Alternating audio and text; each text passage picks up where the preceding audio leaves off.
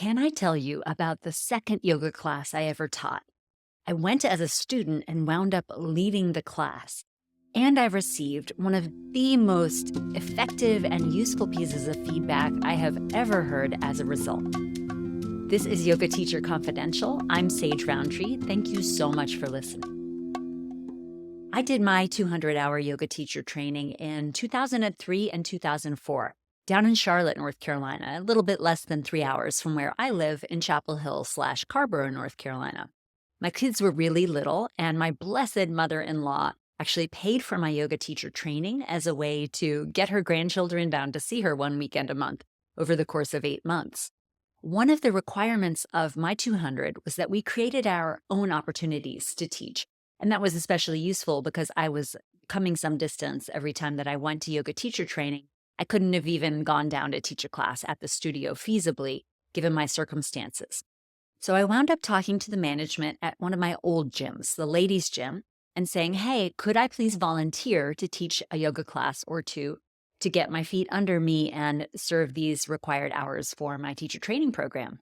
They were game, and I taught a class there on a Monday night to a huge group of maybe like 3 women.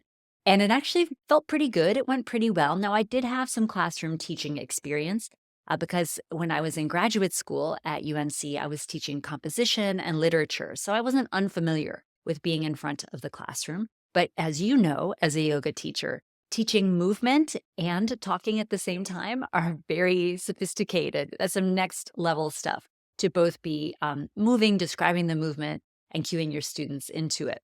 So it was an interesting experience. I felt like it went pretty well. I was and still am an ongoing student. And the next night, I went to my current gym, which was across the street from our house, to take the regular class that I had been enjoying throughout yoga teacher training. Now, the teacher in that regular class was a very interesting character. He was fantastic. His name was Brian with a Y. And Brian was, I kid you not, a professional finger painting artist. And he had received finger painting lineage from his teacher, who was the most famous finger painter of all. And she had gifted him with her legacy, and he was carrying on in her tradition of finger painting. I know that sounds imaginary, but it's 100% real. You can probably figure out for yourself the kind of guy who would live in the intersection of the Venn diagram between like professional finger painter and yoga teacher. He was fantastic. He also had a very strong North Carolina accent, which I really vibed with. And he would deliver his class almost in the cadence of a country preacher, which was really fantastic, a little bit different. And I would hear, since I went to his class once and sometimes twice a week, the same phrases come up over and over and over again. As I was in yoga teacher training, I was also listening for those phrases. And I think if I were not a student who was also listening with the teacher's ear, maybe they wouldn't have seemed so repetitive to me. They would have just felt comforting and regular, like the regular elements that you would have in a church service. At any rate, on this Tuesday, after my first Monday night class that I had ever taught, I showed up, was waiting in the hallway with my yoga mat bag over my shoulder, and I realized that there were quite a number of us waiting in the hallway for Brian to show up for class. Still didn't see Brian. And eventually, somebody ran back from the front desk and said, oh no, Brian just called. He has car trouble. His car won't start. He's not going to make it down for class tonight. And everybody kind of said, oh, and their shoulders slumped, and they turned around and began to leave, walking down the hallway. And I thrust my hand up in the air and I said, wait, I can teach the class. It's like, wait, I'll land the plane. And they looked at me and they said, huh? Are you a yoga teacher? And I said, with some false confidence, absolutely, I'm a yoga teacher. I had taught one class less than 24 hours before. And they said, yeah, sure, we could try it, and began to file into the studio space and lay out their mats. Meanwhile, the management of the gym, which is run by UNC Healthcare, so had extremely high standards and regulations that they had to follow, went to check at the front desk to see if it would be okay for me even to teach the class since I wasn't on payroll, I hadn't been screened and vetted and so on. And they decided that it would be okay as long as someone who did work there came and took the class so that they could stop me if I went totally off the rails, is my presumption. So that was all set up. I got in front of the class. I didn't really have time to be nervous. And I taught the same sequence I had taught to the 3 or 4 women at the ladies' gym the night before. I felt like it went pretty well, especially considering that I hadn't been prepared to teach the class that I showed up to take. And the next day, I was back at the gym doing a workout when I was approached by 2 of the students from the class. They came up to me. They said, "Hey, Sage, it was great. Thank you so much for landing that plane last night, for taking care of us when we were coming expecting a class. It was nice to actually get a class, even though it wasn't with Brian. We are both elementary school teachers, and as part of our profession, we're really used to giving and receiving feedback. Would you be open to receiving some feedback from us?" And I thought, okay, these are school teachers. They're used to this. They're going to be kind in their delivery, right? And I said, again, with some false confidence, "Absolutely, have at it. I totally want to hear what you have to tell me." And they said very kindly, "We could see that you weren't Brian," because Brian was a finger painting expert and a male yoga teacher, and I was Sage, the student in the class who literally raised her hand and said, "I guess I can teach this class." "We could see you weren't Brian, so you didn't need to apologize for not being Brian." I thought about that for quite a while. In fact, y'all, I'm still thinking about that. You don't have to apologize for not being Brian. And in part of my initial processing of this really useful feedback, I realized I had over and over during the course of this class that I had unintentionally substituted said, "I know Brian always does it this way, but I'm going to ask you to do it this way." It was patently obvious to everyone in the room that I wasn't Brian, and I didn't need to negotiate against myself. I didn't need to apologize for the way that I was doing it. Like so many things that you might find yourself saying over the course of a yoga class, that was unnecessary. It could have been cut out and just simply not replaced.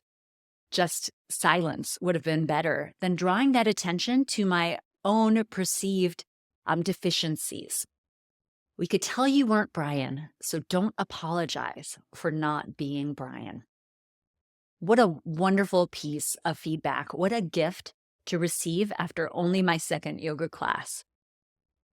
Now, what does this mean for you? You're not Brian. You're not Sage. You're not your own teacher. You're not the teacher you are substituting for if you are a substitute. You are you. And you only have to be you when you walk in to teach your yoga class. The students who will be the best fit students for you, who will be best served by you, the students for whom you are the dedicated teacher, they will vibe with you or they won't. But you don't need to make yourself into somebody that you think is going to please everybody. Instead, you need to show up and be you and share the gifts of your yoga practice. Share what yoga has done for you in your life as authentically as you can, not in the way that your yoga teacher trainer had scripted for you, not in the way that your favorite yoga teacher would deliver the message, and also not in the way that anybody you might be subbing for might deliver the message. You need to show up and do it your way. And when you do, I promise, the students who are going to resonate with you are going to stick around and come back.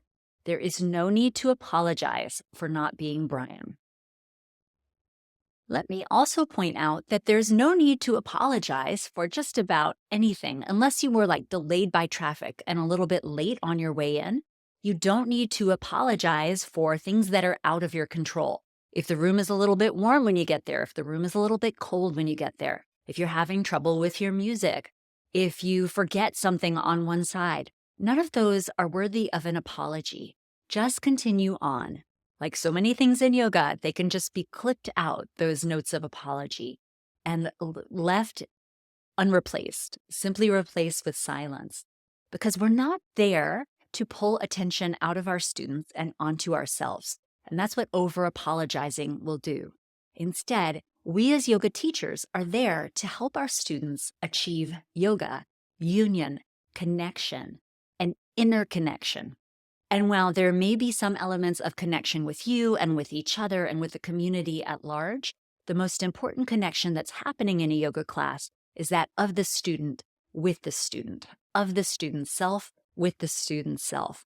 And when you bring their attention out of that yoga union and connection and into your own perceived deficiencies, you are making it harder for your students and not easier for your students.